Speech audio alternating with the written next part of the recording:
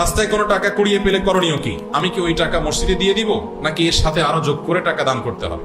আমাদের দেশে অনেক মাসআলা আগের যুগের মুরব্বীরা বানাইছে, সৎ উদ্দেশ্যে অসৎ কাজ করছেন, সৎ উদ্দেশ্যে অসৎ কাজ করছেন, নেক উদ্দেশ্যে জাল হাদিস বানাইছে।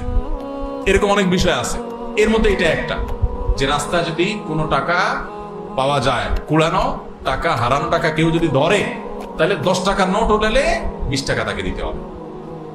এটা একটা জাল হাদিস। এই জাল হাদিস যারা বানাইছেন তাদের একটা নেক নিয়ত ছিল। কি নিয়ত সেটা? যাতে করে মানুষ যেমনে সেমনে টাকা ধরার সাহস না করে, যে ধরলে কিন্তু আমার 20 টাকা দেওয়া লাগবে, বাবা তার চাইতে না ধরি, যার টাকা সেই পাক।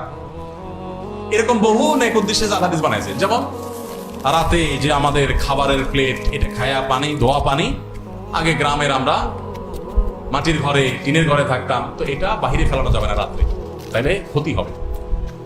এই মাসালা যারা